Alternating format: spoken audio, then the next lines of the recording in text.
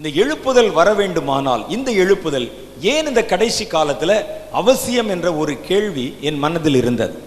முதல் நூற்றாண்டு காலத்துல எழுப்புதல் வந்து இயேசுனுடைய நாமம் எல்லார் நடுவிலும் அறிவிக்கப்பட வேண்டும் என்பது நோக்கமா இருந்தது.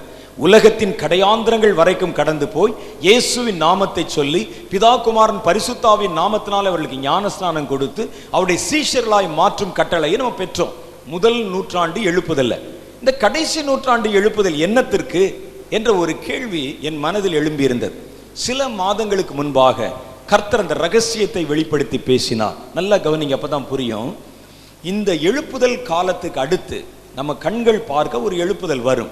இந்த எழுப்புதல் கொஞ்ச காலம் நீடித்து எரிந்து கொண்டிருக்கும். இது நடந்து கொண்டிருக்கும் பொழுதே திடீரென்று உலகத்தினுடைய சரித்திரம் மாறிவிடும். வெளிப்படுத்த விசேஷத்துல படிச்சு பார்த்தீங்கன்னா ஒரு உலக ஆளுநர் தோன்றுவான். அவனுக்கு பேர் அந்தி கிறிஸ்து என்று சொல்லப்படுகிறது. அவனுடைய கைகளில் இந்த உலக சாம்ராஜ்யம் உலகம் 7 வருஷம் ஒப்பு கொடுக்கப்படும். இதை பற்றியெல்லாம் நான் சொல்லணும்னா மணிக்கணக்காக சொல்லலாம். நீங்கள் அந்த புஸ்தகங்களை எடுத்து வாசித்து பாருங்கள், உங்களுக்கு தெரியும். வெளிப்படுத்த விசேஷத்தில் தெளிவாக போட்டிருக்குது. கர்த்தருக்கு விரோதமான அந்தி கிறிஸ்து அவனுடைய கையில் இந்த உலகம் 7 வருஷம் ஒப்பு கொடுக்கப்படும். அந்த நாட்களிலே அந்தி கிறிஸ்து ஒரு முத்திரை கொண்டு வருவான். அந்த முத்திரையை ஒரு மனிதன் தன் வலது மணிக்கட்டிலாவது நெற்றி பொட்டிலாவது அவன் அதை தரித்து கொள்ள வேண்டும். அப்படி ஒருவன் தரித்து கொள்ளாவிட்டால் அவன் எந்த ஒரு பொருளை விற்கவும் முடியாது, வாங்கவும் முடியாது. சபைகள் இழுத்து மூடப்படும். விசுவாசிக்கிறவர்கள் காணப்படாம போயிடுவாங்க. யாரு சர்ச்சை நடத்த முடியாது. வேர்ல்டு கவர்மெண்ட் என்ற ஒரு கவர்மெண்ட் ஸ்தாபிக்கப்படும், உலக அரசாங்கம். அந்த அரசாங்கத்துக்கு இவன் தான் அதிபதியா இருப்பான். அவன் சாத்தானுடைய திரித்துவத்தில் ஒருவனான அந்தி கிறிஸ்து. எப்படி கர்த்தருக்கு திரித்துவம் சொல்லி 3 பிதா குமாரன் பரிசுத்தாவி இருக்குதோ அதே மாதிரி பிசாசுக்கு சாத்தானுக்கும் திரித்துவம் இருக்கிறது. வலு சர்ப்பம் என்று சொல்லுகிற பழைய பாம்பு அந்தி கிறிஸ்து, கள்ள தீர்க்கதரிசி, இந்த 3 தான் அவனுடைய திரித்துவம் என்று வேதத்தில் காட்டப்படுகிறது. இதுல இரண்டாவது திரித்துவத்தில் இரண்டாவது மனிதனாகிய அந்தி கிறிஸ்துடைய கையில இந்த உலகம் 7 வருஷங்கள் ஒப்பு கொடுக்கப்பட போகிறது என்று கர்த்தருடைய வேதத்தில் எழுதியிருக்கிறது. அவன் ஆட்சிக்கு வந்த உடனே என்ன செய்வான்னா, ஆட்சி முழுவதையும் தன்னுடைய கொடூர கரங்களால் வைத்து கர்த்தருடைய ஜனங்களை நசுக்க ஆரம்பிப்பான். சாதாரண மனிதருடைய வாழ்க்கை கூட ஒரு தீவிரமாக பாதிக்கப்படக்கூடிய சூழ்நிலை வரும். அந்த நாட்கள்ல ஒரு சின்ன அடையாளத்தை அறிமுகப்படுத்துவாங்க. அதை உங்களுடைய வலது மணிக்கட்டில் வாங்கணும் அல்லது நெற்றியில வாங்கி கொள்ளணும். அதை வச்சு தான் நீங்கள் ஒரு பொருளை விற்கவும் வாங்கவும் முடியும். சில மாதங்களுக்கு முன்பாக போன வருஷத்துல ஒரு புது சட்டம் இந்திய தேசத்தில் அமல்படுத்தப்பட்டது. அது அமல்படுத்தப்பட்டு சொன்னாங்க, பணமெல்லாம் செல்லாது, 1000 ரூபா செல்லாது, 500 ரூபா செல்லாது. ஒரு நாள் ராத்திரியிலே திடீரென்று 8 மணிக்கு நியூஸ்ல சொல்லி இன்னைக்கு ராத்திரி 12 மணியோட இந்த பணம் செல்லாது என்றார்கள். சொன்ன உடனே யாரும் அது ஏன் செல்லாது என்று கேள்வி கேட்கல. எங்களுடைய சொந்த பணம் நாங்க சம்பாதிச்சதை செலவழிக்க முடியாம எப்படி போன்னு யாரும் கேள்வி கேட்கல. அவர்கள் உடனே என்ன செய்தார்கள் என்றால், ஏடிஎம் எங்கே இருக்கிறது என்று தேடி அங்கதான் ஓடி காவல் கிடந்தாங்க. யாரும் கவர்மெண்ட் ஏற்று கேள்வி கேட்க முடியவில்லை. அப்பொழுது அவர்கள் சொன்னார்கள், பிரதமர் சொன்னாரு, சீக்கிரமே இந்தியா தேசத்தை டிஜிட்டல் இந்தியாவா மாற்ற போறேன். டிஜிட்டல் இந்தியா, இனிமே நீங்க சாப்பிட வேண்டிய நெல்லெல்லாம் டவுன்லோட் பண்ணி கொண்டால் போதும். இட்லி வேணுமா டவுன்லோட் பண்ணா போதும். டிஜிட்டல் இந்தியாவை மாற்ற போறாராம். டிஜிட்டல் இந்தியாவை மாற்ற போறேன். பணமில்லாத பரிவர்த்தனை வரப்போகிறது. பணமில்லாத பரிவர்த்தனை என்றால் காசை கொடுத்தான ஒரு பொருள் வாங்குறோம். பணமில்லாத பரிவர்த்தனை ஒரு காலத்துல, ஆபிரகாம் காலத்துல பணமில்லாத பரிவர்த்தனை என்று ஒன்று இருந்தது. அதற்கு பார்ட்டர் சிஸ்டம் என்று சொல்லுவாங்க. பார்ட்டர் சிஸ்டம் என்றால் பண்டமாற்று முறை. ஒரு பொருளை கொடுத்து இன்னொரு பொருளை வாங்கிக் கொள்வது. அதற்கு மாற்றாக பணம் என்ற முறை பயன்படுத்தப்படாத ஒரு காலம். பார்ட்டர் சிஸ்டத்தினுடைய கடைசி எஞ்சின பகுதியை உங்களுக்கு நல்லா தெளிவா சொல்லணும்னா, கொஞ்ச நாட்களுக்கு முன்பாக கூட வீதிகளில் ஈயம் பித்தாளைக்கு பேரிச்சம்பளம் சொல்லிட்டு வருவான்.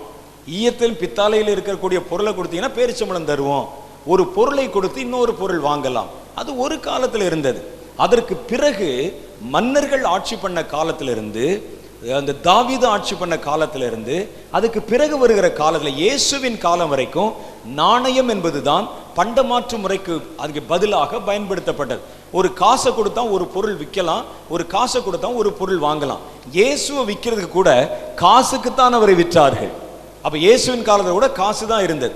ஆனா இன்னைக்கு பிரதமர் சொல்றாரு, காசை கொடுத்து ஒரு பொருள் விற்பதை வாங்குவதை நாங்கள் ஒழித்துவிட்டு பணமில்லாத ஒரு பரிவர்த்தனைக்குள்ளே வரப்போறோம். எல்லாரும் கைதட்டினாங்க. எப்படிப்பட்ட ஒரு சிந்தனையா, யாருடைய மனசுல தோன்றாத ஒரு காரியம். ரொம்ப அட்வான்ஸா போயிருச்சு இந்தியா. பணமில்லாமல் ஒரு பொருளை பரிமாற்றம் செய்வதற்குண்டான வழிகளை கண்டுபிடிச்சிருக்கிறேன்னு நம்ம பிரதமர் சொல்றாரு, அல்லது கவர்மெண்ட் சொல்லுது. எவ்வளவு பெரிய ஆச்சரியம், எவ்வளவு பெரிய ஞானி விஞ்ஞானி என்றெல்லாம் பேசினாங்க. அது ஒன்றும் புதுமையானது இல்லை. பணமில்லாத பரிவர்த்தனை வருகிறது என்று வெளிப்படுத்தின விசேஷம் தெளிவாய் சொல்லுகிறது. மிருகத்தின் இலக்கத்தையாவது, மிருகத்தின் முத்திரையாவது, மிருகத்தின் நாமத்தையாவது தன் வலது கையிலாவது தன்னுடைய நெற்றியிலாவது தரித்து கொண்டவன் தவிர ஒருவனும் விற்கவும் கொள்ளவும் கூடாதபடி செய்தது. ஒரு பொருளை நீங்க விற்கணும்னா, ஒரு பொருளை நீங்கள் வாங்கணும்னா உங்கள் கையில ஒரு முத்திரையை காண்பித்தால் போதும். அந்த முத்திரை பேசும். அந்த முத்திரையின் வழியாக உங்களுடைய பண்டமாற்று முறைகளை அல்லது ஒரு காரியத்தை, ஒரு பரிவர்த்தனை செய்து கொள்ளலாம் என்று பணமில்லாத பரிவர்த்தனையை 2000 வருஷத்துக்கு முன்பாகவே வேதம் சொல்லி வைத்து விட்டது.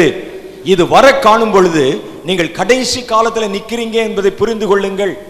இப்படிப்பட்ட ஒரு காரியத்தை முறையை வச்சுதான் அந்தி கிறிஸ்து பூமியிலே தன் ஆட்சியை துவங்குவான். நமக்கு சொன்ன மாதிரி திடீர்னு ஒரு நாள் ராத்திரில நியூஸ்ல வரும், நீங்க கையில வச்சிருக்கிற எந்த காசும் செல்லாது. நாங்க அதுக்கு பதில் ஒரு சின்ன சிப்பு ஒண்ணு கொண்டாடுவோம், உங்க நெற்றியில பதிப்போம், கையில பதிப்போம். அதை நீங்கள் வைத்திருந்தால் அதுல உங்களை குறித்து எல்லா தகவலும் இருக்கும். உங்களது பேங்க் கணக்கு இருக்கும், அக்கவுண்ட் இருக்கும், சேலரி இருக்கும், இன்கம் டாக்ஸ் விவரம் இருக்கும், எல்லாம் இருக்கும். உங்க கையை கொண்டு ஸ்கேனர்ல வைத்தால் போதும், அது உடனே இயங்கி உங்களுக்கு தேவையானதை கொடுக்க ஆரம்பித்து விடும். என் கம்பெனியில நீங்க வேலை செய்தா அந்த சம்பளத்தை நான் காசா தரமாட்டேன். உன் கையில் இருக்கிற சிப்பில் அந்த உண்டான அந்த இலக்கத்தை மதிப்பை அதிலே நான் பதிவேற்றம் செய்து விடுவேன். அதை வச்சு நீங்க மற்ற இடத்துல விற்கலாம். இப்ப நம்ம பயன்படுத்துற இதே மாதிரி கார்டு தான், இதே மாதிரி போன் தான். இனி அது நம்முடைய கைக்குள்ளே வரப்போகிறது என்று கர்த்தருடைய வேதம் 2000 வருஷத்துக்கு முன்னால சொல்லி இருக்கு. இதுல என்னங்க பாதிப்பு என்று நீங்கள் கேட்கலாம். சாத்தான் ஒரு காரியத்தை கொண்டு வந்து சொல்லி இந்த முத்திரையை வாங்குறதுல என்ன பாதிப்பு? வேதம் சொல்லுகிறது, மிருகத்தின் முத்திரையை நீங்கள் தரித்து கொண்டால் இரண்டாவது மரணமாகி அக்னியும் கந்தகம் எரிகிற கடலிலே நீங்கள் சாத்தானோடு பங்கடைவீர்கள். இது நம்ம சுலபமா சொல்லணும்னா, இனி வருகிற அந்த உபத்திரவ காலத்துல மிருகத்தின் முத்திரையை தரித்து கொண்டால் சாப்பாடு கிடைக்கும், ஆனா பரலோகம் கிடைக்காது. மிருகத்தின் முத்திரையை நீங்கள் தரிக்காவிட்டால் பூமியில உங்களுக்கு வாழ்வதற்குண்டான பொருள் கிடைக்கும், சாப்பாடு கிடைக்கும், ஆனால் பரலோகம் கிடைக்காது. பூமியினுடைய அந்த முத்திரையை நீங்கள் பறித்து கொள்ளாவிட்டால் பூமியில உங்களுக்கு சாப்பாடு கிடைக்காது, பரலோகம் கண்டிப்பா கிடைக்கும். இப்படிப்பட்ட ஒரு கொடிய சூழ்நிலை வந்தால் நீங்க என்ன செய்வீர்கள் என்று யோசிச்சு பார்க்கணும். கொஞ்சம் கற்பனை பண்ணி பாருங்க. இன்னைக்கு ராத்திரி போய் நியூஸ் பார்க்குறீங்க, அப்ப சொல்றாங்க ஆட்சியெல்லாம் மாறிடுச்சுங்க, ஒரு தலைவர் வந்து விட்டார், உலக தலைவர், எல்லா தேச கவர்மெண்ட்டையும் ஒன்னா சேர்த்துட்டோம், நம்ம வியாபாரம் பண்ணுவதற்கு வர்த்தகம் பண்ணுவதற்கு ஒரு புது முறை வச்சிருக்கிறோம், ஒரு சிப்பு கொண்டாந்து இருக்கிறோம். அந்த சிப்பை நீங்க என்ன செய்யணும், ஆதார் கார்டில் இருக்கிற மாதிரி எல்லா தகவலும் அதில் இருக்கும். நீங்க உங்களுடைய போக்குவரத்து எல்லாம் அது கண்காணிக்கும். அதை நீங்க போட்டுக்கிட்டா தான் நீங்க ஒரு பொருளை ஒரு சூப்பர் மார்க்கெட்ல போய் ஒரு பொருளை நீங்க வாங்க முடியும். ராத்திரி 12 மணி வரைக்கும் தான் அது செல்லாது. உங்க காசு 12 மணியோட காசை கொடுத்துட்டு உன்னுடைய கையில சிப்பு வாங்கிட்டு அதுல அந்த பணத்திற்கு ஏற்ற மதிப்பை பதிவிறக்க செய்து கொண்டு போகணும் அப்படின்னு கவர்மெண்ட் திடீர்னு ஒரு ஆர்டர் போட்டுச்சுன்னா, 8 மணிக்கு ஆர்டர் போட்டா 9 மணிக்கு நீங்க என்ன செய்வீங்க யோசிச்சு பாருங்க. என்ன செய்வீங்க? பிசாசனுடைய கையில 7 வருடம் ஆட்சி கொடுக்கப்படும் என்று வேதம் சொல்லுகிறது, நான் சொல்லல. அந்த 7 வருஷ ஆட்சி காலத்திற்கு பேரு உபத்திரவ காலம். சாத்தானுடைய திருத்துவத்தில் ஒருவனான அந்தி கிறிஸ்து என்பவன் அகில உலகத்தையும் ஒரே குடையின் கீழே ஆட்சி செய்வான். அந்த நாட்களில் சபை இருக்குமா? இருக்கும். ஆனா அந்த சபை சாத்தானாகி அந்தி கிறிஸ்துக்கு ஜால்ரா போன்ற சபையா இருக்கும். அவன் சொல்றதை பேசணும், அவனை புகழ்ந்து பேசணும், இயேசுவை பேசக்கூடாது. உண்மையான கர்த்தருடைய பிள்ளைகளுடைய கையில் இருக்கிற வேதம் கூட பறிமுதல் செய்யப்பட்டு விடும். ஆண்டவரை ஆவியோடு உண்மையோடு உங்களால் தொழுது கொள்ள முடியாது. ஒன்று அவனை சார்ந்து அவனை நீங்கள் ஏற்றுக்கொண்டு போனால் நம்ம கட்டடம் தப்பிக்கும், சர்ச்சு தப்பிக்கும், ஜனங்கள் தப்பிப்பாங்க. எல்லாருடைய கையிலும் ஒரு முத்திரை பதிக்கணும். அது குழந்தையா இருந்தாலும் வாலிபராக இருந்தாலும் பாருங்க. இப்போ ஸ்கூலில் படிக்கிற பிள்ளைகளுக்கு கூட ஆதார் கார்டு போட்டாங்கல்ல, குழந்தைகளுக்கு கூட ஆதார் கார்டு. அந்த நாட்களுக்கு பிறகு ஆஸ்பத்திரியில் பிள்ளைகள் பிறக்கும் போதே கையில சிப்பை பதிச்சு வச்சிருவாங்க. என்ன செய்வீர்கள்? இது வாங்கினால் நீங்கள் உலகத்தில் வாழலாம், கடையில் ஒரு பொருள் வாங்கலாம், பிள்ளைகளை ஸ்கூல்ல சேர்க்கலாம், நல்ல நலத்திட்டங்களை பெறலாம், பூமியிலே சொத்துக்களை வாங்கலாம். இதை வாங்காவிட்டால் இந்த பூமியில உங்களுக்கு எதுவுமே கிடைக்காது. ஆனா கர்த்தருடைய வேதம் சொல்லுது, இதை வாங்கிட்டீங்கன்னா நீ பரலோகத்தை நினைச்சே பார்க்க முடியாது. அப்ப என்னதான் செய்யறது? நம்ம யோசிச்சு பாருங்க, என்ன செய்வீங்க நீங்க? இப்படிப்பட்ட ஒரு சூழ்நிலை வந்தால் நம்முடைய சபை என்ன செய்யும்? ஜனங்கள் என்ன செய்வார்கள்? கிறிஸ்தவர்கள் என்ன செய்வார்கள்? ஊழியர்கள் என்ன செய்வார்கள்? ஊழியங்கள் என்ன செய்யும்? இந்த 7 வருஷ உபத்திரவ காலத்திற்கு உபத்திரவ காலம் என்று ஒரு டைட்டில் கொடுத்திருக்கிறாங்க. இதுல இதை 2-3.5 வருடமாக பிரித்திருக்கிறார்கள். முதல் 3.5 வருடத்திற்கு பேர் உபத்திரவ காலம் என்றும், இரண்டாவது 3.5 வருடத்திற்கு பேர் மகா உபத்திரவ காலம் என்றும் சொல்லப்பட்டிருக்கிறது. முதல் 3.5 வருஷ உபத்திரவ காலத்துல யூதர்கள் அவனுக்கு சப்போர்ட் பண்ணுவாங்க. அந்தி கிறிஸ்துவ அவனை ஆட்சி பொறுப்புல உட்கார வைக்கவும், அவனை பலமுள்ள ஒரு ஆளுநராய் மாற்றவும் யூதர்கள் அவனோடு கூட சப்போர்ட் பண்ணுவாங்க. அவன் யூதர்களுக்கு ஒரு காரியத்தை சொல்லி, நான் உங்களுக்கு இழந்து போன எருசலேம் தேவாலயத்தை திரும்ப கட்டி கொடுப்பேன் என்று வாக்குறுதி கொடுத்து, அந்த எருசலேமில் மறுபடியும் அந்த ஆலயத்தை எழுப்பி கட்டுவதற்கு முயற்சி பண்ணுவான். உடனே அவர்கள் பார்த்து, இவர்தான் மேசியா, நமக்கு இழந்து போனதை திரும்ப கொடுக்க வந்து விட்டார் என்று அவனை மேசியாவாக ஏற்றுக்கொள்வார்கள். மேசியாவா ஏற்றுக்கொண்டு அவர் சொல்ற கட்டளையெல்லாம் கடைப்பிடிப்பாங்க. அவன் கொடுங்கோல் ஆட்சி செய்வதற்கு எல்லா விதமான வாசல்களை திறந்து கொடுப்பாங்க. யூதர்கள் மேல் அவன் ஒரு தலைவனை போல, இரட்சகனை போல இருப்பான். அவனை மேசியா என்று அங்கீகரித்து ஏற்றுக்கொள்வாங்க. இயேசுனுடைய ஆண்டவராக இயேசு சொன்னார், நான் என் பிதாவின் நாமத்தினாலே வந்தேன், நீங்கள் என்னை ஏற்றுக்கொள்ளல, வேறொருவன் சுய நாமத்தினாலே உங்களிடத்தில் வருவான், அப்பொழுது நீங்கள் அவனை ஏற்றுக்கொள்வீர்கள் என்று இந்த அந்தி கிறிஸ்துனுடைய வருகை பற்றி இயேசு தன்னுடைய புத்தகத்தில் எழுதி வைத்திருக்கிறார். அந்த அந்தி கிறிஸ்து தன்னுடைய சுய பேர்ல ஒரு பெரிய சர்ச்சை, ஒரு பெரிய ஆலயத்தை கட்டிடுவான் மறுபடியும். அதுக்கு பேர் தான் 3வது எருசலேம் தேவாலயம். இந்த ஆலயத்தை கட்டின உடனே சந்தோஷமா யூதர்கள் அந்த ஆலயத்துக்கு போகும் பொழுது, அந்த ஆலயத்துல அவன் ஒரு பெரிய சிங்காசனம் போட்டு உட்கார்ந்து என்னை ஆராதியுங்கள் என்பான். அப்பதான் யூதர்கள் யோசிப்பாங்க, ஆராதனைக்குரியவர் பிதா ஒருவர் மாத்திரம்தான். நீங்க நல்லா ஒரு காரியத்தை புரிந்து கொள்ளணும், மேசியாவை யூதர்கள் ஆராதிப்பது இல்லை. அது இயேசுவா இருந்தா கூட மேசியாவெல்லாம் ஆராதிக்க மாட்டாங்க. ஆராதனைக்குரியவர் பிதா ஒருவர் மாத்திரம்தான் நினைப்பாங்க. இவனை மேசியா என்றுதான் இவர்கள் ஏற்றுக்கொண்டார்கள். ஆனால் இவன் தேவன் எனப்படுவது எதுவோ அவைகளுக்கு மேலாய் தன்னை உயர்த்துகிறவனாகவும் தேவாலயத்தின் மேல் அமர்ந்து தன்னை தேவனை போல காண்பிக்கிறவனாகவும் இருப்பான். இதை பார்த்த உடனே யூதர்கள் அவனுக்கு விரோதமா திரும்பிடுவாங்க. இல்ல நீ கடவுள் இல்ல, எங்களுக்கு ஒரே ஒரு தேவன் உண்டு, அவர் உன்னதத்தில் வாசம் செய்கிற பிதாவானவர் என்று சொல்லுவாங்க. உடனே அந்தி கிறிஸ்துனுடைய கோபம், அதுக்குள்ள பலமாயிட்டான்ல, பெரிய பெரிய இராணுவம் அவன் கையில் இருக்கிறது. அவனுடைய கோபம் முழுவதுமாக யூதர்கள் மேல் திரும்பும். யூதர்கள் துரத்தப்படுவாங்க, யூதர்கள் வேட்டையாடப்படுவாங்க. ஹிட்லர் காலத்தில் நடந்ததை போல திரளான யூதர்கள் இரத்த சாட்சியாய் மரிப்பார்கள். அந்த 3 வருஷ காலத்திற்கு பேர் மகா உபத்திரவ காலம் என்று எழுதப்பட்டிருக்கிறது. இயேசு 3.5 வருடம் இந்த பூமியிலே ஊழியம் செய்தார். அப்ப எவனும் அதை ஏற்றுக்கொள்ளல. அதற்கு பிரதிபலனாக 3.5 வருடம் யூதர்கள் தேசத்துல உபத்திரவப்பட போறாங்க. கொத்து கொத்தா யூதர்கள் கொலை செய்யப்பட போறாங்க. யூதர்கள் மாத்திரமல்ல, உலகம் முழுவதிலும் அவனுடைய கொடி ஆட்சியினாலே பயங்கரங்கள் நடந்து கொண்டிருக்கும். நீங்க பைபிள் எடுத்து படிக்க முடியாது, வேதத்தை வாசிக்க முடியாது. கர்த்தருடைய வேதம் சொல்லுகிறது, தேவன் எனப்படுவது எதுவோ, ஆராதிக்கப்படுவது எதுவோ அவைகள் எல்லாவற்றுக்கு மேலும் அவன் தன்னை உயர்த்துகிறவனாக இருப்பான். தேவாலயத்தின் மேல் அமர்ந்து தன்னை தேவன் என்று காண்பிக்கிறவனை போல் இருப்பான். அப்ப எந்தெந்த இடத்துல ஆராதிச்சாலும் அந்தி கிறிஸ்துவைத்தான் தேவன் என்று ஆராதிக்க வேண்டும் என்ற ஒரு புதிய சட்டத்தை கொண்டு வருவான். நேபுகாத்நேச்சார் ஒரு சிலையை அங்கே நியமித்து அதை ஆராதிக்கும்படிக்கு ஜனங்களை வற்புறுத்தினதை போல வற்புறுத்துவான். அப்ப சபைகள் என்ன செய்யும்? ஜனங்கள் என்ன செய்வாங்க? ஊழியர்கள் என்ன செய்வாங்க? ஜனங்களை கண்காணிப்பதற்கு எல்லா விதமான விஞ்ஞான கருவிகளையும் பயன்படுத்துவான். வருகிற அந்தி கிறிஸ்து சாதாரணமான ஆள் இல்ல, விஞ்ஞான அறிவினை பெருகினவன். ஒவ்வொருடைய போக்கையும் வரத்தையும் நடவடிக்கையும் கண்காணிப்பான். உங்கள் கையில் பதிக்கப்பட்டிருக்கிற சிப்பு உங்களை காண்பிச்சு கொடுத்துரும். உங்க கையில வச்சிருக்கிற செல்போன் உங்களை காமிச்சு கொடுக்கிறது பாருங்க. நீங்க எங்க போறீங்க, எங்க வர்றீங்க என்பதெல்லாம் காண்பித்து கொடுப்பதை போல உங்கள் கையில் பதித்த அந்த சிப்பு உங்களுடைய ஒவ்வொரு அசைவையும் நடவடிக்கையும் காண்பித்து விடும். எல்லாவற்றையும் அங்கே மேலிருந்து மானிட்டர் பண்ணி கொண்டே இருப்பாங்க. தப்பிக்கவே முடியாது. ஒருவன் இந்த பூமியில் இந்த 7 வருஷ காலத்தில் வாழ வேண்டுமானால் இயேசுவை இழந்துவிட்டுத்தான் வாழ வேண்டும் என்கிற ஒரு சூழ்நிலை கொடுக்கப்படும். எங்க பார்த்தாலும் கர்த்தருடைய உண்மையான ஜனங்கள் வேட்டையாடப்படுவாங்க, கொலை செய்யப்படுவாங்க, சபைகள் சூறையாடப்படும். நான் தான் கடவுள், என்னை ஆராதிக்க வேண்டும் என்கிற சட்டம் தேசங்களுக்குள்ளே பிரபலப்படுத்தப்படும். அந்த 7 வருஷம் என்ன செய்ய போறாங்க?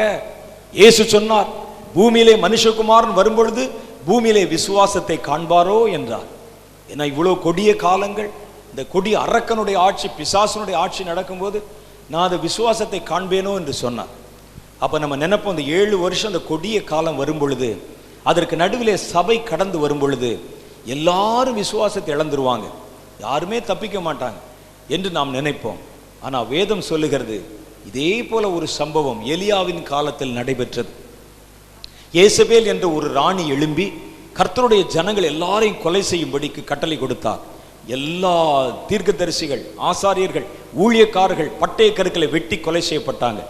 எலியா ஆண்டவரிடத்திலே தன்னை மறைத்து கொண்டு ஒளித்து கொண்டு காட்டில் போய் ஒளிஞ்சுக்கிட்டு அந்த எலியா சொன்னான், ஆண்டவரே என்னோடு ஒத்த ஊழியக்காரர்கள் எல்லாம் கொல்லப்பட்டு விட்டாங்க, என்னோடு ஒத்த ஜனங்கள் எல்லாம் சங்கரிக்கப்பட்டு விட்டார்கள், ஆசாரியர்கள் யாரும் தேசத்துல இல்லை, நான் ஒருவன் மாத்திரம் மீதமாயிருக்கிறேன் என்றான். அப்பொழுது ஆண்டவர் அவனுக்கு ஒரு காரியத்தை சொன்னார், நீ ஒருவன் மாத்திரம் மீதியாயிருக்கிறேன் என்று எதை வைத்து சொல்லுகிறாய்? பாகாலுக்கு முடங்காத முழங்கால்களை உடைய 7000 பேரை நான் தேசத்துல மிச்சமாய் வைத்திருக்கிறேன் என்று கர்த்தர் சொன்னார். நீ உன்னை மறைத்து கொண்டு காட்டுல வந்து ஒளிஞ்சிருக்கிற, ஆனா ஊருக்குள்ள இருந்தே ஏசபேல் கண்ணில் மண்ணை தூவிட்டு எனக்கென்று விசுவாசமாயிருக்கிற 7000 பேர் ஊருக்குள்ள இருக்கிறான். அது எப்படி சாத்தியமாயிற்று? அவர்கள் எப்படி வாழ்ந்தார்கள்? அதே போல கர்த்தர் இந்த உபத்திரவ காலத்திலும் மகா உபத்திரவ காலத்திலும் தன்னை வைராகமாய் பின்பற்றுகிற ஒரு கூட்டம் தேவனுடைய பிள்ளைகளை மிச்சமாய் தேசத்திலே வைத்திருப்பார். அவர்கள் சாத்தான் போடுகிற எந்த சட்டத்துக்கு கீழ்ப்படிய மாட்டாங்க. சாத்தானுடைய கண்ணில் மண்ணை தூவுவாங்க. ஏசபேலுடைய கண்ணில் மண்ணை தூவி விட்டு 7000 பேர் அந்த தேசத்தில் உயிரோடு கர்த்தருக்கு சாட்சியாய் இருந்ததை போல கொடியவனாகிய பொல்லாத பிசாசு அந்தி கிறிஸ்துவின் ஆளுமை காலத்தில் உலகம் முழுவதையும் ஆளுமை செய்து எல்லாரையும் ஸ்கேன் பண்ணி பார்த்தாலும் அதுல ஒரு கூட்டம் பேரு சாத்தானால கரப்படாம கர்த்தருடைய வருகைக்காக பூமியிலே மிச்சமாய் காக்கப்பட்டிருப்பாங்க. அவன் சாத்தானை பார்த்தா பயப்பட மாட்டார்கள், சாத்தானுடைய சட்டத்துக்கு கீழ்ப்படிய மாட்டாங்க. ஒருவேளை நான் ஆண்டவர்கிட்ட கேட்டேன், அவன் வருகிற நாள் அந்த 7 வருஷம் உபத்திரவ காலத்துல வலது கையில நெத்தியில முத்திரை போட்டா தான் சாப்பாடு கிடைக்கும், ஒரு பொருள் வாங்க முடியும்னு சொன்னா 7 வருஷம் ஒரு மனிதன் உணவில்லாமல் வாழ முடியுமா? எப்படி நான் ஒரு வேளை இருக்கிறேன், வைராக்கியமா நான் நிக்கிறேன், இந்த 7 வருஷம் உபத்திரவ காலத்துல சாத்தானுடைய முத்திரை வாங்கக்கூடாது, இயேசுதான் உண்மையான தேவன், செத்தாலும் பரவாயில்ல நிக்கிறேன். எவ்வளவு நாளைக்கு நான் சாப்பிடாம இருக்க முடியும்? எவ்வளவு நாளைக்கு எந்த பொருளையும் வாங்காமல் இருக்க முடியும்? நான் எப்படி நான் அங்கே எப்படி ஜீவிக்க முடியும்? ஒருவேளை உணவில்லாமல் நான் ஒரு 7 வருஷம் என்னால் இருக்க முடியுமா? ஜனங்கள் எப்படி அங்கே இருப்பார்கள் என்று நான் கேட்டேன். அப்ப ஆண்டவர் ஒரு காரியத்தை சொன்னார். இஸ்ரவேல் ஜனங்கள் வனாந்திரத்திலே நடந்த பொழுது 40 வருஷம் அவர்கள் விதைக்கவும் இல்லை, அறுக்கவும் இல்லை, ஆனால் ஒருவனும் அங்கே பட்டினி கிடக்கவும் இல்லை. அவர்கள் தங்களுக்கென்று துறவுகளை தோண்டிக் கொள்ளவில்லை, ஆனால் கர்த்தரே அவர்களுக்கு நித்திய வெளிச்சமாய் இருந்து அவர்களை பிழைப்பூட்டினார். பாருங்க, ரொம்ப ஆச்சரியம். விதைக்கல, அறுக்கல, அவன் உழைக்கல, ஒன்னும் செய்யல, கர்த்தருடைய வார்த்தையை ஏற்று நடந்தான். அவ்வளவுதான். காலையில் எந்திரிச்சோடனே நடக்கணும், பல மைல் நடக்கணும், ஒரு நாள் இல்ல 2 நாள் இல்ல. சாத்தான் பூமியை முடக்க போறது 7 வருஷம், ஆனா என் ஜனத்தை நான் காப்பாற்றினது 40 வருஷம். 40 வருஷம் வானத்திலே தேவ தூதர்கள் சாப்பிடுகிற மன்னாவை நான் இவர்களுக்கு உணவாய் கொடுத்தேன். என்னங்க தினம் ஒரே மெனுவா, ஒரே வெஜிடேரியனா என்று கேட்ட பொழுது கீழ்காற்றை வீச பண்ணி காடைகளை கொண்டு வந்து கொடுத்து அவருடைய வயிற்றை நான் நிரப்பினேன். குடிப்பதற்கு தண்ணீர் இல்லை என்று கேட்ட பொழுது வறண்ட கண்மலையிலே நான் நீரூற்றுகளை உண்டாக்கி கொடுத்தேன். ரொம்ப ஆச்சரியம். நான் அதுக்கு பிறகு அந்த பகுதியை வாசித்து பார்த்தேன். எனக்கு அதுல இன்னும் மேலும் பல ஆச்சரியங்கள் காத்திருந்தது. அதுல ஒரு வசனம் சொல்லுகிறது, அந்த வழி நடந்த 40 வருஷம் வழி நடந்தவர்கள் அவர்கள் போட்டிருந்த வஸ்திரம் பழசா போகவும் இல்லையா, காலில் அணிந்திருந்த பாதரட்சைகள் கிழிந்து போகவும் இல்லையா. நம்ம ஒரு செருப்பு வாங்கினா 1 வருஷம் கூட அது வேலை செய்ய மாட்டேங்குது, உழைக்க மாட்டேங்குது. ஒரு துணி வாங்கினால் கொஞ்ச நாள் இருக்கிறது, அப்புறம் கிழிஞ்சு போயிடுது, சாயம் போயிடுறது. ஆனா இவர்கள் அணிந்திருந்த வஸ்திரம் 40 வருஷமும் அது பழசா போகவும் இல்லை, கிழிஞ்சு போகவும் இல்லை. அவர்கள் காலில் அணிந்திருந்த பாதரட்சைகள் கிழிந்து போகவும் இல்லை, பழசா போகவும் இல்லை. ரொம்ப ஆச்சரியம். நான் அது வேற மாதிரி சிந்திச்சு பார்த்தேன். அது மாத்திரம் இல்ல, இதுல வேறொரு ஆச்சரியம் இருக்கிறது. 40 வருஷம் அந்த வஸ்திரம் பாதுகாக்கப்பட்டது மாத்திரம் இல்ல, இன்னைக்கு அந்த பிரயாணத்தில் ஒரு மனிதன் புறப்படும் பொழுது 5 வயசு பையனா புறப்பட்டு இருந்தா கானானை போய் சேரும் பொழுது அவனுக்கு 45 வயசா இருக்கணும். அப்படித்தானே? சொல்லுங்க, அப்படித்தானே? 45 வயசா இருக்கணும். 10 வயசு பையன் பிரயாணத்தில் புறப்பட்டு போனால் கானானை அவர்கள் அடையும் பொழுது 50 வயசா இருக்கணும். 10 வயசுல அவன் போட்டிருந்த செருப்பினுடைய அளவு வேறையா இருக்கணும். அவன் கானானில் போய் 50 வயது உள்ளவனாய் வரும்பொழுது காலினுடைய அளவு வேறையா இருக்கணும். 10 வயசுல அவன் போட்ட சட்டையினுடைய அளவு வேறையா இருக்கணும். அவன் கானானில் போய் இறங்கும் பொழுது அவனுடைய சட்டையின் அளவு வேறையா இருக்கணும். அப்ப பழசாகவும் கிளியவும் இல்லைங்கிறது மாத்திரம் இல்ல, இவர்கள் வளரும் பொழுது அவருடைய வஸ்திரமும் சேர்ந்தே வளர்ந்திருக்க வேண்டும். இவருடைய கால் வளரும் பொழுது அவருடைய பாதரட்சியும் சேர்ந்தே வளர்ந்திருக்கணும். எவ்வளவு பெரிய அற்புதத்தை செய்தார் கர்த்தர். அப்படிப்பட்ட தேவன் அப்ப சொன்னார், என்னை உண்மையாய் பின்பற்றுகிறவனை 40 வருஷங்கள் தகப்பன் தன் பிள்ளையை தோளிலே சுமந்து கொண்டு போகிறதை போல அவர்கள் விதைக்காமலும் அறுக்காமலும் இருந்தும் அவருடைய வயிற்றை நான் நிரப்பின தேவன் 7 வருஷம் என் பிள்ளைகளை காக்க எனக்கு தெரியாதா? அவன் உணவு பண்டகசாலைகளை முடக்கி வைத்தால் என்ன? யாருக்கும் ஒரு சோறு ஒரு நெல்லு மணி கொடுக்க மாட்டேன்னு சொன்னா என்ன? அவர்கள் அறியாத ஒரு மன்னா அவர்களுக்கு இருக்கிறது. என்னை விசுவாசிக்கிறவன் என் வாயிலிருந்து புறப்படும் ஒவ்வொரு வார்த்தைகளினாலும் பிழைப்பான். அவன் ஓடினாலும் இளைப்படைய மாட்டான், நடந்தாலும் சோர்ந்து போக மாட்டான், சாத்தான் பயமுறுத்தினாலும் அவன் பயப்பட மாட்டான். அவன் அந்த அளவுக்கு விசுவாசிப்பான். சாப்பாட்டினால இல்ல, கர்த்தருடைய வாயிலிருந்து புறப்படும் ஒவ்வொரு வார்த்தைகளினாலும் அவன் பிழைப்பான். பிசாசுக்கு ரொம்ப பயம் உண்டாகும், ஆச்சரியம் உண்டாகும். எப்படி இவர்களுக்கு சாத்தியமாகிறது அவனுக்கு தெரியாது. இயேசு மறுபடியும் இந்த பூமிக்கு இறங்கி வரும் பொழுதுதான் ஒரு கூட்டம் பேர், அவருடைய இந்த 7 வருஷ ஆட்சி காலத்தில் இருந்த ஒரு கூட்டம் பேர் இயேசுவை எதிர்கொண்டு போக பரலோகத்துக்குள்ளே அவர்கள் புறப்படும் பொழுதுதான் சாத்தான் திகைத்து திரும்பி பார்ப்பான். இவெல்லாம் இவ்வளவு நாள் எங்கிருந்தான்? என் ஆட்சி இந்த உலகத்தில் A to Z மேலிருந்து கீழே வரைக்கும் நடக்கும் பொழுது என்னுடைய கண்ணிலே மண்ணை தூவி விட்டு இவ்வளவு பெரும் திரள் கூட்டம் எப்படி இயேசுவுக்காக காத்திருந்தது என்று அவன் வெட்கப்பட்டு போகிறான். அவனுக்கு தெரியாது, இவர்கள் இவ்வளவு பேர் நம்ம ஆட்சியில நமக்கு எதிராக நம்ம கொடுத்த எந்த சிஸ்டத்தை மதிக்காம அவர் இயேசுக்கு சாட்சியாக வாழ்ந்திருக்கிறார்கள். எப்படி அது சாத்தியம் என்று அவனுக்கு தெரியாது. அப்படிப்பட்ட கொடிய சூழ்நிலையில கர்த்தருடைய விசுவாசத்தை இழக்காமல் அவருடைய வருகையில் காணப்படும்படிக்கு ஒரு கூட்டம் ஜனங்கள் பாதுகாப்பா வைக்கப்படணும். பாருங்க, அப்படிப்பட்ட விசுவாசிகளை எழுப்பத்தான் இந்த எழுப்புதல் வருகிறது. அல்லேலூயா. இந்த எழுப்புதல் எழுப்பப்படுகிற மனிதர்கள், இந்த எழுப்புதலிலே கர்த்தர் எழுப்ப போகிற மனிதர்கள் சாதாரணமான ஆட்களை மாதிரி இருக்க மாட்டாங்க. ஏதோ வந்தோம், கைதட்டினோம், பாடல் பாடினோம், காணிக்கை கொடுத்தோம், வீட்டுக்கு போனோம், அப்படி இருக்க மாட்டாங்க. ஏதோ ரட்சிக்கப்பட்டோம், வேறு தேவர்களை ஆராதித்தோம், இன்றைக்கு இயேசு அப்படி இருக்க மாட்டான். இவன் சாத்தானுக்கு சவால் விடுகிறவனாயிருப்பான், சாத்தானை தன் காலின் கீழ் மிதிக்கிறவனாயிருப்பான், சாத்தானை மதியாதவனாயிருப்பான். சாகவே நேரிட்டாலும் கர்த்தருக்கென்று தன் இரத்தத்தை சிந்துவதற்கு அவன் வைராக்கியம் பெருத்தவனாயிருப்பான். இனி வருகிற உபத்திரவ காலத்தில் ஓடுகிறவன் ஏப்ப சாப்பையான கிறிஸ்தவனாய் இருக்க முடியாது. உலகத்தோடு ஒட்ட ஒழுகி கொண்டு வாழ்கிற ஒரு கிறிஸ்தவனாய் இருக்க முடியாது. கர்த்தருக்கென்று வைராக்கியம் பாராட்டுகிற யோவான் ஸ்நானகர்கள் எழுப்பி வர வேண்டும். சொன்னாங்க, உன் தலைக்கு பட்டயம் கொடுக்கப்பட்டிருக்கிறது, சாகரதா இருந்தாலும் நான் கண்ணை விழிக்கும் பொழுது பரலோகத்தில் கண்ணை விதிப்பேன் என்கிற நம்பிக்கை உள்ள இரத்த சாட்சிகள் புறப்படுவாங்க. சாத்தானுக்கு தலைவலி உண்டாகும். எங்கிருந்து வந்தார்கள் இவர்கள்? உணவு பண்டசாலைகளை மூடினேன், ஆனால் இவர்கள் கொழுத்து இருக்கிறார்கள். இவர்கள் கொடுக்க வேண்டிய சலுகைகளை நிறுத்தினேன், சந்தோஷமாயிருக்கிறார்கள்.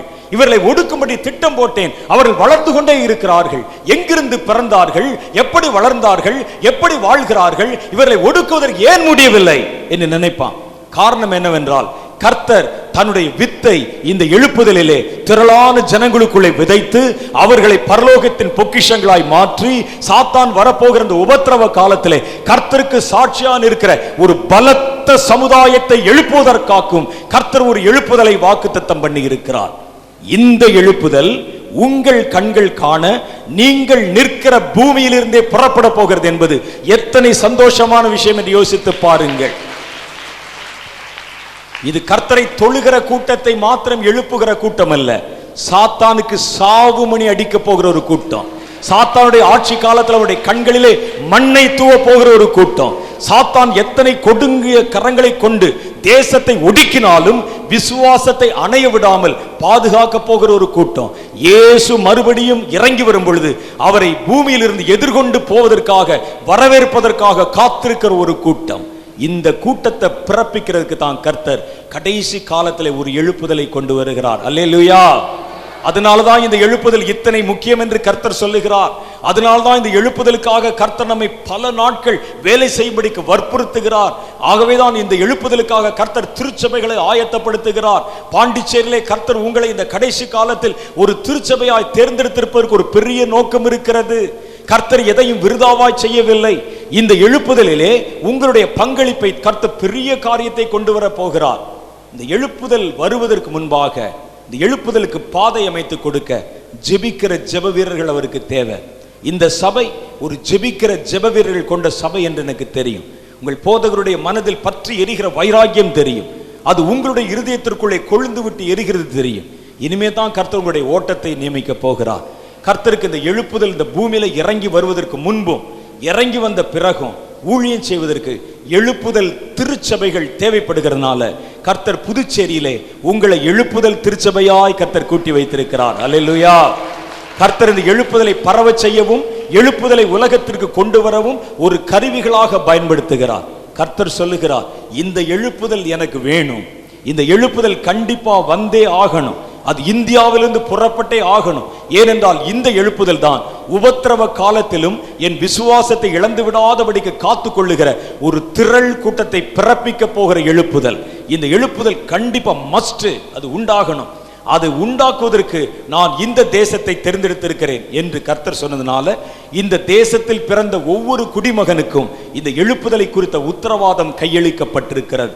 உங்கள் திருச்சபைக்கு அந்த உத்தரவாதம் கையளிக்கப்பட்டிருக்கிறது. உங்கள் போதகருக்கு அந்த உத்தரவாதம் கையளிக்கப்பட்டிருக்கிறது.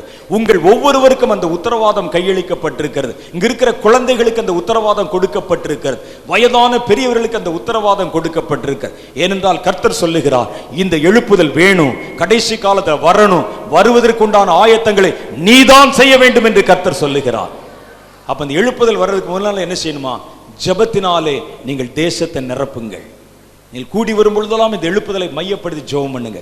இந்த எழுப்புதல் மனிதரான நமக்கு வேணுமோ இல்லையோ, பரலோகத்தின் தேவனுக்கும் பரலோகத்துக்கும் கண்டிப்பா அது வேணும். அதனால்தான் இயேசு உங்களை சந்தித்து காரியத்தை விளக்கி கொண்டிருக்கிறார். இந்த எழுப்புதல் எனக்கு வேணும், நீ எனக்கு இதை செய்து கொடுக்க வேண்டும் என்ற காரியத்தை, ஒரு அழைப்பை கர்த்தர் இந்த நாளில் உங்கள் நடுவிலே சொல்லும்படிக்கு விரும்புகிறார். நம்ம என்ன செய்யணும்? ஜெபிக்கணும். எழுப்புதல் வந்து அது தொடர்ந்து எரிய வேண்டுமானால் அதற்கு ஒரு சபை வேண்டும். சபைகள் இல்லாமல் எழுப்புதல் வரவும் முடியாது, அது பரவவும் முடியாது. ஆகவேதான் கர்த்தர் சபைகளை தேர்வு செய்கிறார். சபைகளை சுத்திகரிக்க போறார். கொஞ்ச நாள்ல சபைகளுக்கு நடுவில் ஒரு பெரிய மாற்றத்தை கொண்டு வர போகிறார். உங்கள் சபையை கர்த்தர் வைராகியமாய் பயன்படுத்த போகிறார். இன்னைக்கு நம்ம ஒன்று செய்ய போறோம். ஆண்டவரே, உம்முடைய பெரிய பரலோகத்தின் செயல் திட்டமான இந்த எழுப்புதல் தரிசனத்துல எனக்கும் என் குடும்பத்திற்கும் நான் நிற்கிற இந்த சபைக்கும் ஒரு பெரும் பங்கை வைத்திருப்பதற்காக ஸ்தோத்திரம். எங்கள் சபையை நாங்கள் இந்த எழுப்புதலுக்காக அர்ப்பணம் செய்கிறோம். என் குடும்பத்தை இந்த எழுப்புதல் தரிசனத்துக்கு அர்ப்பணம் செய்கிறேன்.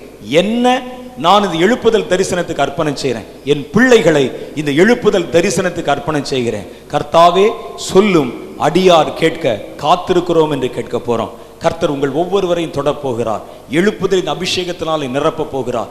ஜெப ஆவினாலே கர்த்தர் உங்களை மூட போகிறார். இனி வரப்போகிற ஒரு பெரிய எழுப்புதலுக்கு வல்லமையான கருவிகளாக, பாத்திரங்களாக கர்த்தர் உங்களை பயன்படுத்த போகிறார். கர்த்தர் இந்த வினாடியிலே உங்களோடு பேசி ஒரு புதிய அபிஷேகத்தினால் உங்களை தொட்டு நிரப்பி பயன்படுத்த விருப்பம் தெரிவிக்கிறார். ரொம்ப ஆச்சரியமான காரியம் என்னன்னா, 2016 வருஷத்துல திடீரென்று அங்கே இஸ்ரவேலில் எருசலேம் தேசத்துக்கு போய் யூதர்களின் ரட்சிப்புக்காக ஜெபிக்க வேண்டும் என்று கர்த்தர் ஒரு புதிய கட்டளை கொடுத்தார். சகோதரர் மோகன் சி லாசரஸ் அவர்களிடத்தில் கர்த்தர் பேசி அவங்க உடனே எனக்கு ஃபோன் பண்ணி சொன்னாங்க, பிரதர், ஆண்டவர் இந்த வருஷம் போய் நம்ம இஸ்ரவேல் தேசத்தில் யூதர்களுக்கு ஜெபம் பண்ண சொல்லியிருக்காங்கன்னு. நான் அவருக்கு கேட்டேன், யூதர்களுக்கு எதுக்கு ஜெபம் பண்ணணும்னு கேட்டேன். அவர் சொன்னாங்க, தெரியல, கர்த்தர் சொன்னார் போகிறோம் என்பார். அப்போ நான் சொன்னேன், எனக்கு ஒன்றும் தெரியல, எதுக்கு நமக்கு இங்கே வந்து பெரிய ப்ராஜெக்ட் இருக்குது, இந்தியாவிலிருந்து எழுப்புதல் வர வேண்டி இருக்கிறது, இதை விட்டு நம்ம அங்கெங்கே போகணும்னு சொல்லி தெரியல. கர்த்தர் போச்சுனார் போவோன்னு சொன்னாங்க. கொஞ்சம் ஜெபிக்கிறவர்களுக்கு ஒரு அழைப்பு கொடுத்து இஸ்ரேல் தேசத்துக்கு நம்ம ஒரு டூரா புறப்பட்டு போன்னு சொன்னா ஏறத்தாழ 500 பேருக்கு மேல வந்து விட்டார்கள். 500 பேர் வந்தாச்சு. என்ன பேச போகிறோம், எதற்காக அழைத்து வந்திருக்கிறோம், என்ன செய்ய போகிறோம் என்று எதுவுமே எனக்கு தெரியவில்லை. நாங்கள் ரூமில் தங்கியிருக்கிறோம். என் ரூமுக்கு பக்கத்து ரூமில் எதிர்த்தாற் போல் இருக்கிற அறையில் மோகன் சிலாசர் ஐயா அவர்கள் தங்கியிருக்கிறாங்க. அவங்க ராத்திரி 9 மணிக்கு என் ரூம் கதவை தட்டினாங்க. நான் என்ன அப்படின்னு கேட்டேன். அவங்க சொன்னாங்க, பிரதர் கொஞ்சம் விஷயம் பேசணும்னு சொன்னேன். என்னன்னு சொன்னேன், ஜனங்கள்லாம் வந்துட்டாங்க, கர்த்தர் ஜெபம் பண்ண சொன்னார். எதுக்கு ஜெபம் பண்ணுன்னு தெரியல, உங்களுக்கு ஏதாவது சொன்னாரான்னு கேட்டாங்க. இல்லை நீங்கள் சொன்னீங்கன்னு சொல்லித்தான் நாங்கள்லாம் வந்திருக்கிறோம், என்கிட்ட என்ன சொன்னாங்கன்னு கேட்குறீங்க, எனக்கு ஒன்றும் தெரியலையேன்னு சொன்னேன். இந்த ஜனங்களுக்கு 7 நாள் நம்ம என்ன சொல்றது, என்ன பேசுவது, கர்த்தர் வர சொன்னார், வந்துட்டோம், என்ன நடக்கும் தெரியலேன்னு சொன்னாங்க. அன்று இரவு நான் முழங்கால் பண்ணிட்டு ஜெபம் பண்ணினேன். கர்த்தர் மத்திய இரவிலே காரியங்களை வெளிப்படுத்தினார். அவர் சொன்ன காரியம் என்ன தெரியுமா? யூதர்கள் நடுவிலே, இஸ்ரவேலர்கள் நடுவிலே ஒரு பெரிய எழுப்புதல் வைக்கப்பட்டிருக்கிறது. ரோமர் 11ஆம் அதிகாரத்தில் அந்த ரகசியம் சொல்லப்பட்டிருக்கிறது. இப்படியே இஸ்ரவேலர் எல்லோரும் ரட்சிக்கப்படுவார்கள் என்று எழுதப்பட்டிருக்கிறது. நான் ரோமரில் எழுதப்பட்டிருக்கிற இந்த அதிகாரத்தை 100 தடவைகளுக்கு மேலே கடந்து போயிருக்கிறேன், 100 தடவைகளுக்கு மேலே படித்திருக்கிறேன். எனக்கு ஒரு நாளும் அதனுடைய அர்த்தம் அப்படி விளங்கினதே இல்லை. நீங்கள் படிக்கிற அந்த வசனத்திற்கு கர்த்தர் வேறு விதமான புதிய அர்த்தத்தை கற்பித்தார். அவர் சொன்னார், கடைசி நாட்கள்ல இந்த இருண்ட காலம் வருவதற்கு முன்பு யூதர்கள்ல ஒரு திரள் கூட்டம் பேர் ரட்சிக்கப்பட போறாங்க. அவர்கள் மறுபடியும் தம்முடைய சுபாவ கிளைகள் நறுக்கப்பட்டு அவர்கள் அது கிறிஸ்துவாகிய திராட்சை செடியோட கூட இணைக்கப்பட போறாங்க. அதை குறித்து ரோமர் 11ஆம் அதிகாரத்தில் வாக்குத்தத்தம் சொல்லப்பட்டிருக்கிறது. சரி ஆண்டவரே, ரோமர் 11 சொல்லியிருக்கு, யூதர்கள் இஸ்ரவேலர்கள் எல்லோரும் ரட்சிக்கப்பட, எல்லாம் சரிதான், நாங்க என்ன செய்யணும்னு கேட்டேன். அப்ப ஆண்டவர் என்ன சொல்றார் தெரியுமா? ரட்சிப்பு உலகத்திற்கு யூதர்கள் வழியாய் வந்தது, ஆனா யூதர்களுக்கு ரட்சிப்பு இந்தியர்கள் வழியாக வரப்போகிறது. அல்லேலூயா. நீங்க அந்த அதிகாரத்தை வீட்டில் போய் படிச்சு பாருங்க. அவருடைய முழு செய்தியை பார்க்கணும்னா அரைஸ் ஓ இஸ்ரேல் என்ற தமிழில் வந்த ஒரு என்னுடைய அந்த ஒலி நாடா இருக்கிறது, அது நீங்க வாங்கி போய் வாசிங்க. அதுல போட்டிருக்குது, புறஜாதிகள் மூலமாக யூதர்கள் ஆசீர்வதிக்கப்பட போகிறார்கள். அல்லேலூயா. அந்த புறஜாதிகள் யார் என்ற கேள்விக்கு கர்த்தர் பதில் சொன்னார். ரட்சிப்பு உலகத்திற்கு யூதர்களால் வந்தது, ஆனால் யூதர்களுக்கு ரட்சிப்பு புறஜாதியரான இந்தியர்களால் வரப்போகுது. அதுக்குத்தான் உங்களை நான் கொண்டு வந்திருக்கிறேன். எவ்வளவு பெரிய ஆச்சரியம் பாருங்க.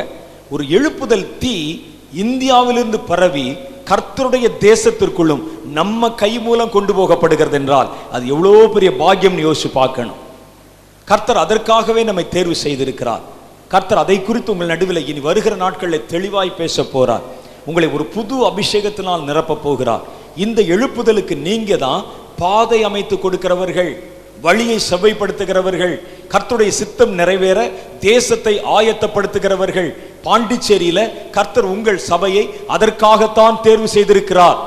அப்போ உங்களுக்கு சாதாரணமான இந்த அபிஷேகம் பத்தாது, ஒரு பலம் நிறைந்த, வல்லமை நிறைந்த, ஜெபிக்க வைக்கிற ஒரு அபிஷேகம் வேணும். அபிஷேகத்துல பல டைப் இருக்குது, உங்களுக்கு தெரியும்.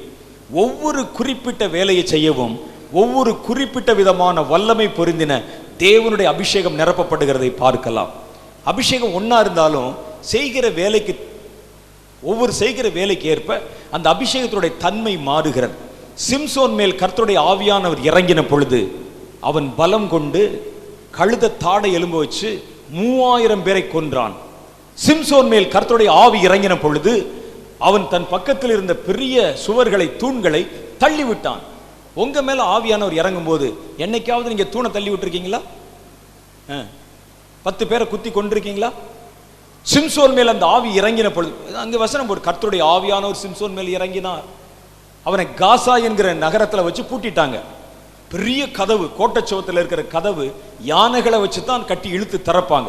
பெரிய கதவு உள்ள வச்சு அவனை பூட்டி விட்டார்கள். வெளியே எப்படி வருவான்? காலையில் எந்திரிச்சு பார்த்தான், கதவு பூட்டி இருக்குது. வெளியே இருக்க கோட்டச்சுவர் கதவு பூட்டி இருக்கு. சிம்சோன் தன்னுடைய புஜயத்தினாலே ஒரு இடி இடித்து கதவு கீழே தள்ளது மாத்திரம் இல்ல, கதவை தூக்கி தோல்ல வச்சுட்டு ஊருக்கு நடந்து போய்விட்டான். பெலிஸ்தருக்கு ஆச்சரியம், என்ன மனுஷன் இவன்? யானைகளை கட்டி கதவை மூடக்கூடிய கதவை தனி ஒரு ஆளா தூக்கி தோல்ல போட்டு கொண்டு போகிறான். வேதம் சொல்லுகிறது, கர்த்தருடைய ஆவி அவன் மேல இறங்கினதுனால அவன் அந்த பலத்த காரியத்தை சொன்னான். ஒவ்வொரு முறை ஆராதனையும் கர்த்தருடைய ஆவி உங்க மேல இறங்குறாரு. என்னைக்காவது ஒரு கதவை உடைச்சிருக்கீங்களா? நீங்க ஒரு பூட்டை உடைச்சிருக்கீங்களா? ஒரு தூணை தள்ளி பார்த்துருக்கீங்களா? இறங்கல. என்ன? கர்த்தருடைய அபிஷேகம் தான் அந்தந்த நேரத்தில் வேலை செய்வதற்கு அவர் விசேஷித்த வல்லமைகளை கொண்டு தம்முடைய பிள்ளைகளை மூடுகிறார். தனக்கு எதிரிட்டு வந்தவர்களை எதிர்த்து நின்று கொல்ல வைத்ததும் அந்த பரிசுத்த ஆவிதான். தன்னை எதிர்த்து நின்று வந்தவர்களுக்கு தன் தலையையும் கொடுத்து சிலுவையிலே அறையும்படிக்கு தன்னை ஒப்பு கொடுக்க வைத்ததும் அந்த ஆவியானவர் தான். அதுவும் ஆவியின் பலத்துல தான் நடந்தது, இதுவும் ஆவியின் பலத்துல தான் நடந்தது. இன்றைக்கு கர்த்தர் உங்களை ஒரு ஜெபத்தின் ஆவியின் பலத்தினாலே நிரப்ப போகிறார். இதுவரைக்கும் நீங்கள் பெற்றுக்கொண்ட அபிஷேகத்தை போலல்ல, ஒரு எழுப்புதல் தரிசனத்திற்கு கர்த்தர் உங்கள் திருச்சபையையும் உன்னையும் பயன்படுத்த போகிறார். குறிப்பாக வாலிபர்களை, குறிப்பாக ஊழியக்காரர்களை, குறிப்பாக சிறு பிள்ளைகளை, குறிப்பாக தேவனுடைய மனிதர்கள் ஒவ்வொருவர் மேலும் அந்த அபிஷேக வல்லமை இறங்க போகுது. நம்ம ஒன்னே ஒன்று செய்ய போறோம். கர்த்தாவே, கடைசி காலத்தில் நீர் எழுப்ப போகிற உலகம் தழுவின எழுப்புதலுக்கு எங்க சபையை நாங்க அர்ப்பணிக்கிறோம், எங்க குடும்பத்தை நாங்க அர்ப்பணிக்கிறோம், எங்க பிள்ளைகளை அர்ப்பணிக்கிறோம், எங்களை நாங்க அர்ப்பணிக்கிறோம். இதை குறித்த காரியங்களை நீர் எங்களோடு தெளிவாய் பேசி எங்களை வழிநடத்த வேண்டும் என்று கர்த்தரிடத்தில் கேட்க போறோம். நாம் எல்லாம் எழுந்து நிற்க போறோம். சில நிமிஷங்கள் நாம் ஜெபிக்க போகிறோம்.